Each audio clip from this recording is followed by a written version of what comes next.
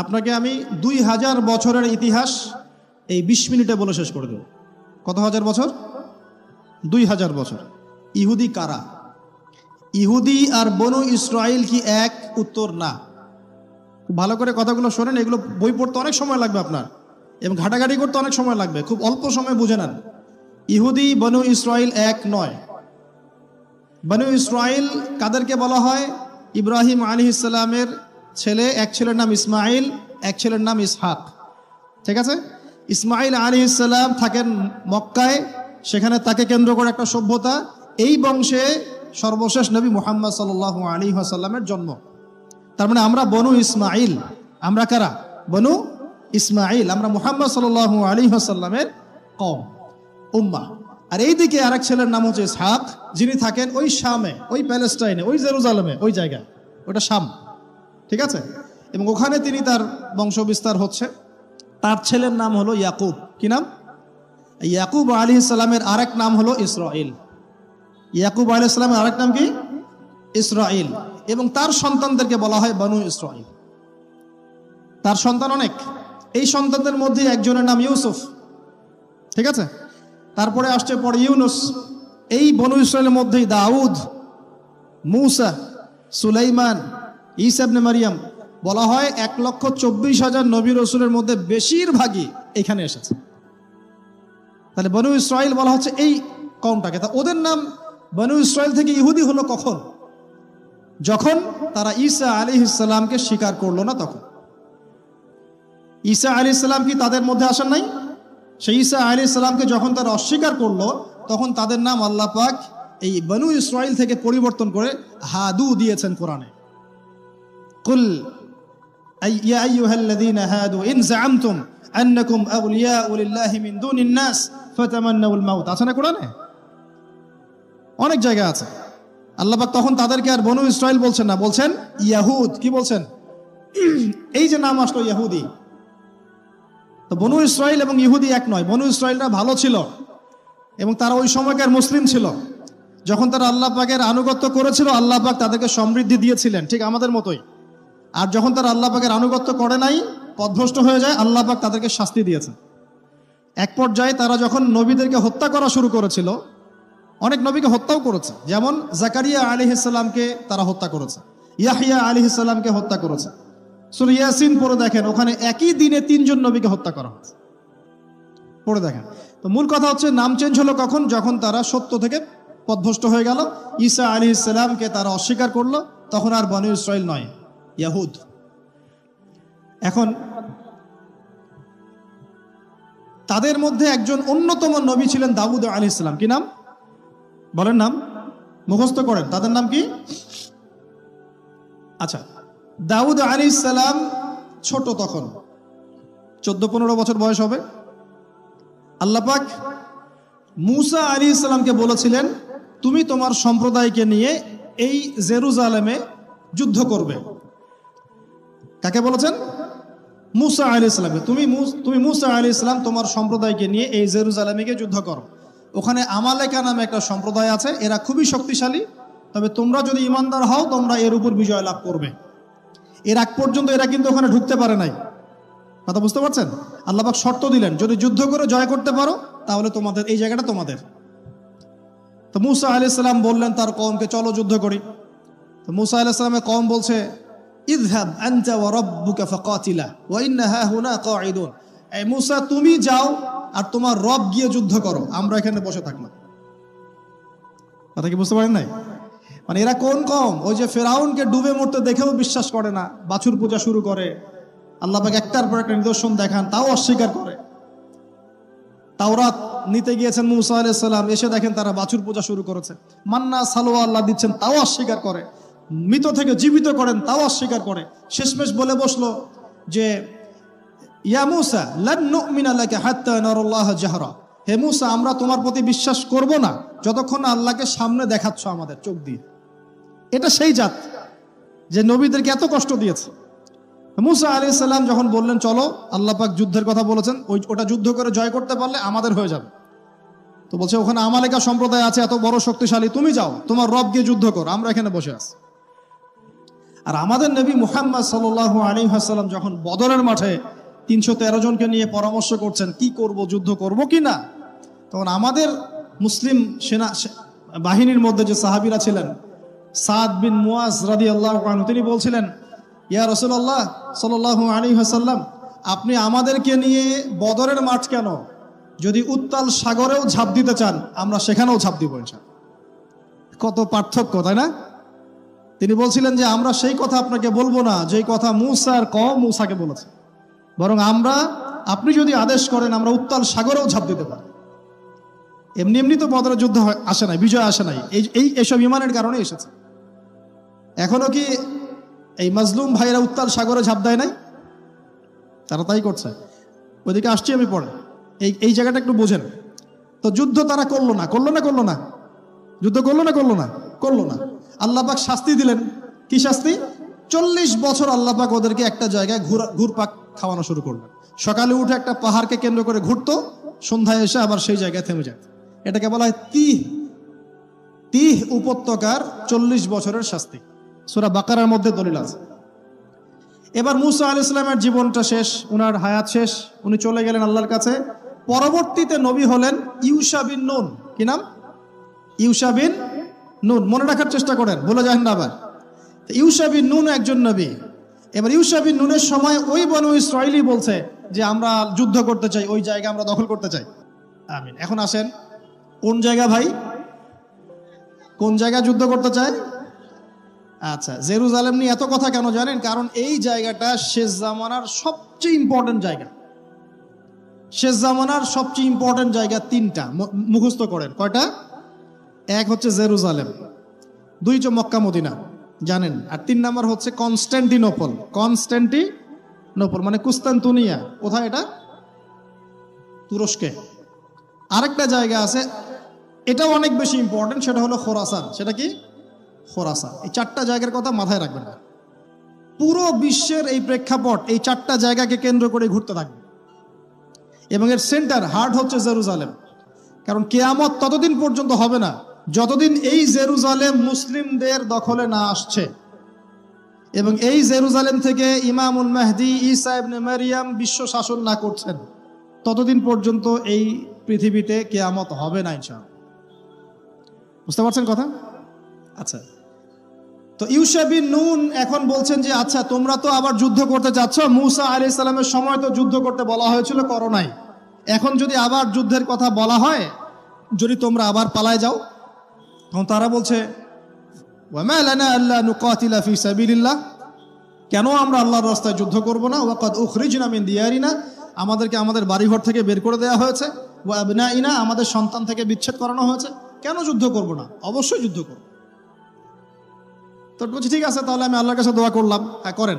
আল্লাহর কাছে দোয়া করা হলো, আল্লাহ পাক বললেন যা জিহাদ ফরজ করলাম, নাও যুদ্ধ করো। এখন ওখানে কোন সম্প্রদায় আছে? আমালেকা, অনেক শক্তিশালী, অনেক বিশাল দেহী। এখন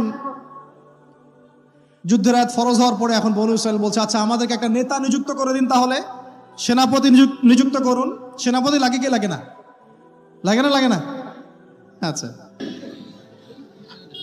আমরা শিখতেছি স্মার্টফোন, টিকটক, বিশ্বাস। ঢাকা শহরে এই 15 থেকে 20 বছরের ছেলেপেলের যা অবস্থা দেখলে আমাদের চোখ দিয়ে পানি বের হয়। আবার শুকরিয়া আদায় করি, আলহামদুলিল্লাহ ওই যুগে আমরা, এই যুগটা আমরা এইভাবে নষ্ট করি না, আলহামদুলিল্লাহ।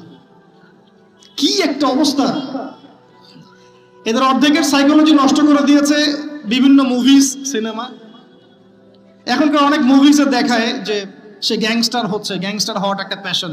ওইটা দেখে দেখে সে নিজেও গ্যাংস্টার হওয়ার চেষ্টা করে। আমি হলফ করে বলতে পারি, আমার কথা আপনারা মন খারাপ করেন না, এটা আমার কনফিডেন্স থেকে বলছি, এখন যদি আরেকটা মুক্তিযুদ্ধ হয়, এই জেনারেশন অস্ত্র হাতে নিতে পারবে না।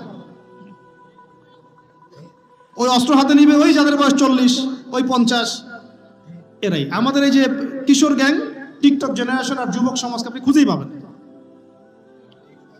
আল্লাহ পাক আমাদেরকে হেফাজত করুন। আর এটার জন্য ভাই আমাদের যাদের দাড়ি পেকে গেছে আমরা দায়ী সমানভাবে। কারণ আপনি নিজের ফিকির করেছেন, আপনার সন্তানের ফিকির কোথায়? আপনার ছেলে সারা রাত পর্ন দেখে, আপনার মেয়ে সারাদিন ছেলেদের সাথে কথা বলে, আপনার ছেলে যে ডেট করতেছে এখানে ওইখানে, জেনা করতেছে, মদ খাচ্ছে, গাড়ি নিয়ে ধুমসে ড্রাইভ করতেছে মেয়েকে নিয়ে। আপনি মনে করতেছেন বাচ্চা ছোট আছে, বড় হলে ঠিক হয়ে যাবে। সুবহানাল্লাহ, আপনি বাচ্চাকে পড়াচ্ছেন না, কোরআন শেখাচ্ছেন না, হাদিস শেখাচ্ছেন না। জেনারেল লাইনে যে পড়াচ্ছেন, জেনারেল লাইনে পড়াশোনা করার পরে সে হচ্ছেটা কি, কি শিখলো? স্যারকে দেখলে থাপ্পড় মারে। এখনকার ছেলেপেলে অনেকে স্যারকে সম্মান করে না। স্যার নকল ধরে ফেলেছে, স্যারকে এক থাপ্পড় দিল। গুন্ডামি শিখেছে, গুন্ডামি। আদব, সবর, নীতি নৈতিকতা এগুলো নাই, তো উঠে যাচ্ছে দিন দিন। আমি আসলে ওয়াজ করবো কি নিয়ে? দাজ্জাল তো অনেক বড় ইস্যু। সত্যি কথা বলতে দেখেন, আমরাও স্কুলে পড়েছি, কলেজে পড়েছি, কিন্তু আমরা তো বেয়াদব ছিলাম। বেয়াদবি এক জিনিস আর দুষ্টামি এক জিনিস। আমরা দুষ্ট ছিলাম, খুব দুষ্ট ছিলাম, দুরন্ত। খেলাধুলা পছন্দ করতাম, দুরন্ত, দুষ্টামি করতাম। স্যারদের সাথে আমাদের একটা ফ্রেন্ডলি সম্পর্ক ছিল, বন্ধুর মতো। কিন্তু আমরা কখনো বেয়াদবি করি না। এখন দেখবেন ওয়াজে আলেমদের সামনে গিয়ে বেয়াদবি করতেছে। ওলামায়ে কেরামের সামনে যে একটু মানে ভদ্রভাবে কিছু কথা বলে, মাসালা জিজ্ঞাসা করে, ওখানেও গিয়ে বেয়াদবি করতে। কথা বলাই জানে না, কিভাবে কথা বলতে হয়। আল্লাহর ওয়াস্তে ভাই, আকীদার, আমলের, এই যে আখলাকের সংশোধন করেন, না হলে আমাদের সামনে মহা বিপর্যয় অপেক্ষা করছে। আল্লাহ পাক আমাদের সবাইকে কথাগুলো বোঝার তৌফিক দান করুন, বলি আমিন। অনেক লম্বা হয়ে যাবে, ওদিকে যাচ্ছি না, মূল জায়গা থেকে একটু শেষ করে দেব। আপনারা অনেকক্ষণ ধরে অপেক্ষা করছেন, একটু খেয়াল করেন। তাহলে ইউশা বিন নুনের কাছে এখন এরা বলছে নেতা দাও, নেতা। তো ইউশা বিন নুন বলছে ঠিক আছে, আমি দোয়া করলাম। আল্লাহ পাক তালুতকে নেতা বানালেন। কাকে? তালুত।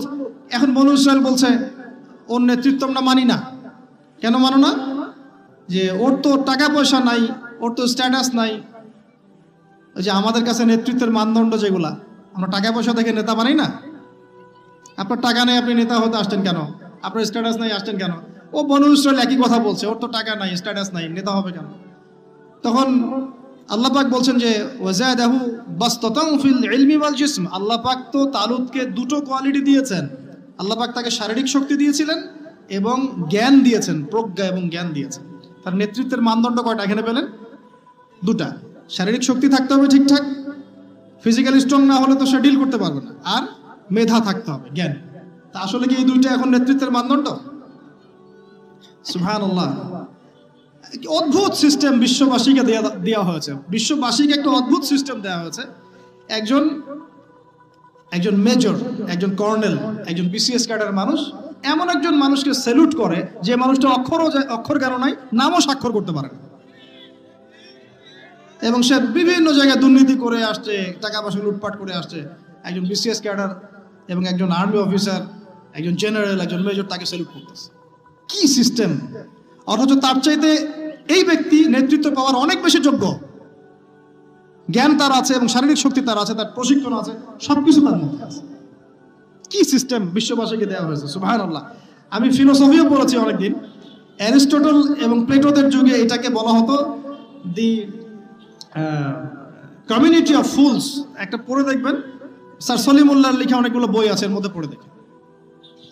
মানে অজ্ঞতার একটা যুগ, অজ্ঞতার শাসন, অজ্ঞতার কমিউনিটি। বাদ দেন, এখানে ইউশা বিন নুন নেতৃত্ব দিলেন কাকে? তালুতকে। ওরা বললো মানি না। তো আল্লাহ পাক মনোনয়ন করেছেন, এখন না মানলে তোমরা আযাব ভোগ করবা। তারপরে তারা মেনে নিল। এবার যুদ্ধে যাচ্ছে, ওই জেরুজালেম মুক্ত করতে যাচ্ছে। যেই জেরুজালেম এখন তারা মুক্ত করতে চাচ্ছে, ওই জেরুজালেম তালুতের বাহিনী মুক্ত করতে যাচ্ছে। বলেন তো, তালুত এবং বনু ইসরাইল তখন ভালো না খারাপ? ভালো না খারাপ? তারা কি মুসলিম না মুসলিম? তারা তখন মুসলিম না মুসলিম? মুসলিম। তারা তখন ইউশা বিন নুনের উম্মত, তার আগে ছিল মুসা আলাইহিস সালামের উম্মত। এবার তালুত বললেন যে আল্লাহ পাক তোমাদেরকে পরীক্ষা করবেন, সামনে নদী আছে, এই নদীর পানি পান করতে পারবে না।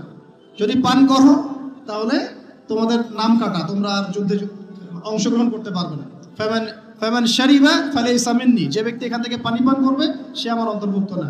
ওয়ামান লাম ইয়াতআমহু ফাইন্নাহু মিন্নি।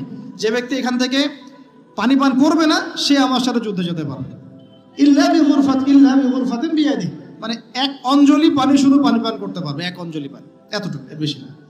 ফাশারিবু ইল্লা কলিলাম মিনহুম। আল্লাহ পাক বলেন ওদের বেশিরভাগই পানি পান করলো, অল্প কিছু বাদ দিয়ে। অল্প কিছু সংখ্যা তাফসীরে এসেছে 313 জন বাদ দিয়ে। 313 জন বাদ দিয়ে। 313 যে বদরে, এখানেও।